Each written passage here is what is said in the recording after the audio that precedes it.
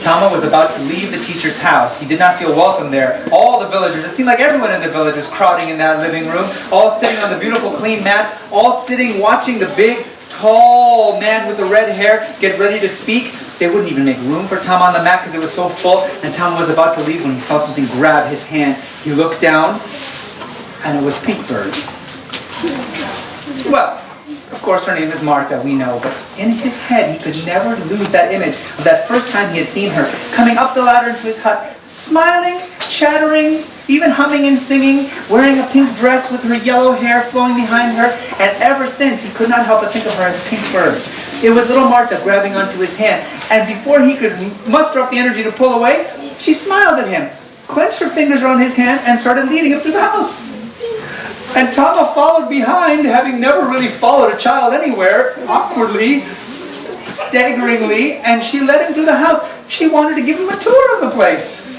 She led him into the kitchen, and he looked at things he had never seen before, in containers, and then she led him into another room, and this must be where they slept, but they didn't have mats on the ground made out of reeds. They had these things that looked like big, long boxes, and then if you touched them, they were soft. And they had these things that looked like mats on them, but they were so colorful and woolly and warm. And it was just amazing. He'd never seen things like this. Then Marta brought him back around to the living room where everybody was. And she was able to find a space up in one corner, sitting against the wall. She pulled on his hand so that he sat down. And then she sat down next to him and she held onto his hand. And now Tama was stuck. He couldn't leave. And the big man with the red hair stood up and he began speaking in the language of the islanders. Now, he didn't speak it very well, so it was somewhat difficult to understand at times, and he sometimes had to stop and think about the word he wanted to say. But as he talked, it didn't really matter the words that he said. Tama could tell he loved these people, and he wanted to be their friend. And Tama knew, this is dangerous, this is difficult, this is going to really get the people to like them. And then he opened the box with many lids inside, and he began to read from it.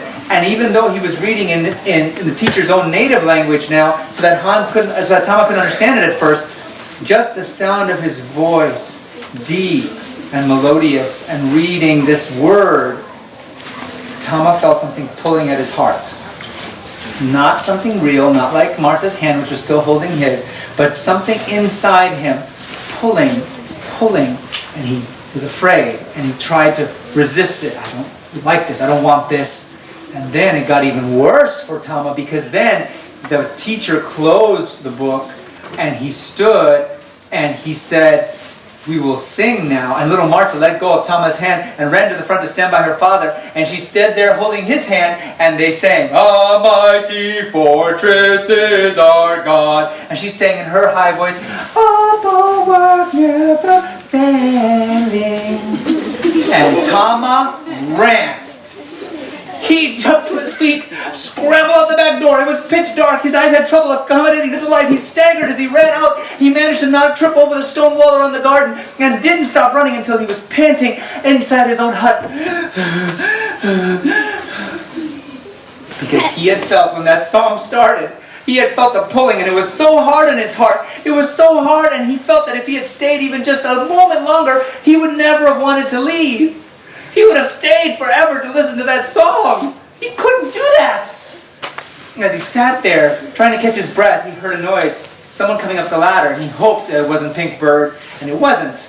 It was very opposite of Pinkbird. Where Pinkbird was small and light, whoever was coming up the ladder was big and pretty heavy. And where Pinkbird wore beautiful pink clothing and had beautiful flowing yellow hair, this, as far as you can make out by the light from Tama's fireplace, was a man who hadn't bathed in a long time, and he had on some long robes, and his hair was long and straggly. It was Gola. Gola, the chief advisor to the chief, the most important man in the village next to the chief, one of the oldest men in the village, and considered to be one of the wisest. And he came and he sat next to Tama. "I saw you running from the man's house." Tama was a little embarrassed, so he tried to change the subject. "Yes, the fire spirits are very angry, aren't they?" Gola continued. "It seems like Only you and I do not go now to the man's house. Everyone else in the village has swallowed his medicine. Everyone else in the village has listened to that book, to that box with lids, and has listened to the music, and they go there. His magic is very strong. Yes, said Tama. In fact, I think that his magic has already trapped Satoo. Satoo now goes and he listens to it. Tama remembered as he had sat in the back of that room, he had looked around and seen there was Satoo right in the very front row, paying attention to everything that happened. Gola said, "Do not worry, be patient. When the Islam teachers come, they will have new things, exciting things. Their witchcraft will be strong." Tama thought to himself, "I hope so." Gola left and Tama went to bed, and as he lay on his mat trying to fall asleep, he thought about his charms, and especially thought about that dead, dried snake that he had prepared. He thought about how he would need to find a way to get into the house. He started thinking, oh yeah, I've got a tour of the house. He was picturing, okay, here's the kitchen, oh, the bedroom, yes, and there's a window. And he started making his plans, but every time he tried to think, guess what popped into his head? Pink bird! And now it was a terrible picture of Pink Bird, because as he started thinking about this charm and what it could do, he was imagining Pink Bird. What if she touched it? What if she got sick? What if an accident happened? What if she lost her leg or got burned by a fire? What if she died? And he felt in a little part, one corner of his heart, that he would not want that. And it was a terrible night for Tama. He did not sleep well. Satoo, on the other hand, slept very well after having spent the evening at the teacher's house. And the next morning, Satoo woke up bright and early and ready to start the day. His father was still not back from that trip to get the Islam teachers, so Satoo was in charge of getting a lot of things done around the house. And as he was coming down the ladder out of his house, he saw across the village square Tama coming down his ladder carrying a kettle, heading down to the beach to wash his cooking kettle out. And Satoo followed. He went over to the spring, collected some water. Then he started making his way back. On his way back, he saw, oh, there comes Marta. Oh, she's coming to Tama's hut again. Oh, Hans should have warned her. He must have forgotten. Should I stop her? No, she doesn't really know me, and maybe I should go get Hans. Yeah, that's what I should do.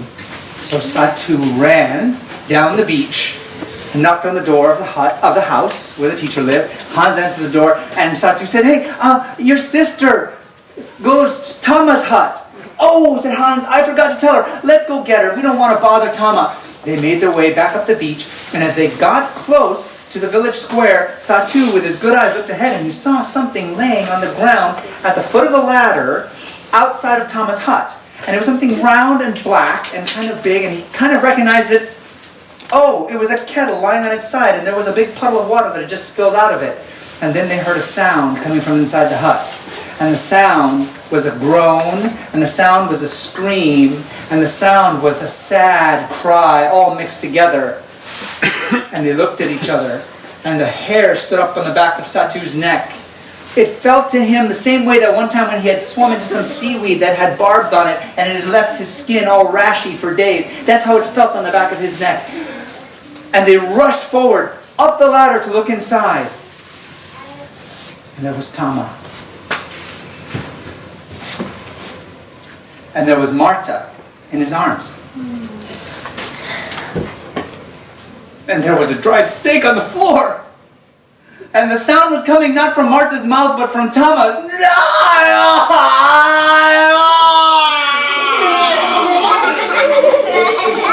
Marta was fine.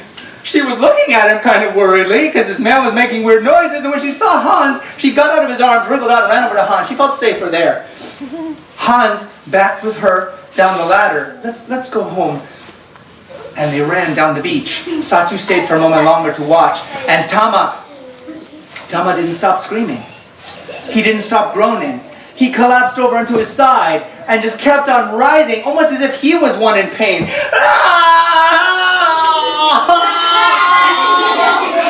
And Satoo couldn't take it anymore. He left, and as he went back up the beach to find Hans, he thought to himself, I think I know what's going on here. That snake, that's one of Tama's most powerful charms, and he must have been making powerful medicine. He's trying to get rid of the teacher's family. He ran back up and found Hans and Marta standing with the teacher. in their stone-walled garden. And he explained to Hans, who really Hans had learned the language better than the teacher had, so he used Hans as an interpreter to tell the father, I think Tama has been making powerful medicine and he wants to get rid of you. And Hans, after he interpreted that to his father, laughed and said, oh, don't worry about that, Satoo. No devil charms or witch medicine can harm followers of God. Satoo said, you don't know. You don't know how strong it is. And the teacher said something to Hans, and Hans translated to Satoo. My dad says he can see you're worried. Let's tell God about your worries. And they knelt in the garden. Satoo had never really prayed like this before, and he knelt watching. The teacher raised his eyes to heaven, raised his hands a little bit, and spoke for a couple of minutes in his own language. And even though Satoo couldn't understand what he was saying, he already felt better. There was a peace entering his heart. In fact, more peace than he'd probably ever felt in his life. And he and Hans walked away from there over to his secret perch, both kind of quietly, thinking about what had happened. They climbed the secret perch. They looked out. There was Fire Mountain. Lots of sparks coming out of the top. Lots of smoke billowing around and that rumble constantly happening. And Satoo's eyes noticed there was something missing today. There were no birds on the beach. No birds landing to lay the eggs that the villagers like to eat. Satoo said, I have to tell you, there's another plan to get rid of your family. My father has gone to bring teachers of Islam, and they will come and teach the people their own magic, their own thing, and then the people will not want you here anymore. Hans said, they can try what they like, but I'm telling you, it's not going to work. God is stronger. Satoo said, how do you know? How do you know that? How can you be calm? Hans said, well, we pray, just like we did down there. Satoo said, teach me. And Hans did. They knelt, and Satoo, repeating after Hans, prayed his first prayer that he'd ever spoken. And the peace in his heart was so wonderful, he wanted to go and tell his mother about it. He left Hans at the perch, went down to the village. Passing through the village, he looked, and there by Tama's hut, still the kettle on the floor, outside at the base of the ladder. No more sounds coming from inside the hut, but the kettle's still there. And do you know, for the next 3 days, that kettle sat there. And as much as Satoo watched, he never saw Tama coming out of the hut. As far as he could tell, Tama wasn't cooking anything, Tama wasn't coming out to bathe, Tama wasn't doing anything at all but sitting inside that hut. It wasn't until the 4th day that Satoo met Tama down by the spring, where Satoo had gone to bathe and filled the water jug. And Tama came staggering down to the spring carrying his own water jug, looking very tired and very sad. And he only asked one thing of Satoo. How is the family of the teacher? Satoo said, oh, they are all well. They are doing very well. And somehow Tama looked sad at that answer. He turned and walked away. Satoo wondered, is he sad because they're not getting sick? Is he sad because Marta's still okay? Does he want them to be hurt? He told his mother about his concerns, and she said, we will have to let the teacher fight his own battles.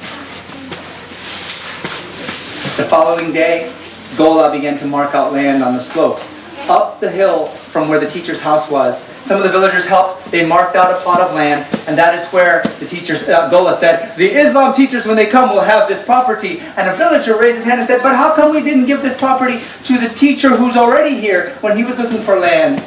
Oh, said Gola, he wouldn't be staying long, so that's why we didn't give him this property. Satoo did not help place the markers. He stayed down by the garden and helped Hans actually do some weeding. Satoo had his own special knife he'd made from a very sharp rock, and he helped to cut weeds and trim some of the plants. And it wasn't until that evening that Satoo realized he had left his special rock knife there stuck in the dirt of Hans's garden. It was already dark. He would just run back and get it. He ran back to the garden. He knew the path so well now going up the beach. He'd been there so many times, early in the morning and late at night now. His feet knew how to make their way there on their own almost. He reached the stone wall, clambered over it, started feeling around in the garden, and as he was doing this, he heard a sound. And he turned to look, and he saw over by the side of the house, on the side of the house where there was a window that looked right into the bedroom where the family slept, there was a figure, crouched, peering in. There was no light inside the window, but the moon reflecting down and gleaming off the white paint, the whitewash on the side of the house, was enough for Satoo to make out who it was. And we'll find out who it was tomorrow. No!